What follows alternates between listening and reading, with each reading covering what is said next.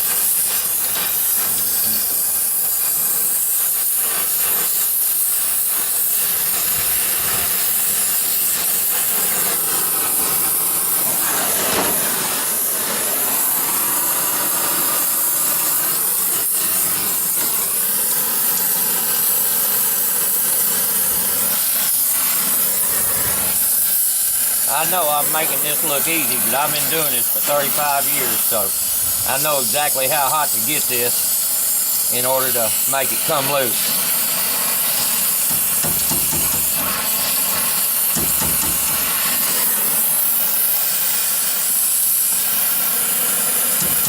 There we go, there's the suction side. Now it's ready to come out, and we'll move on to the next phase.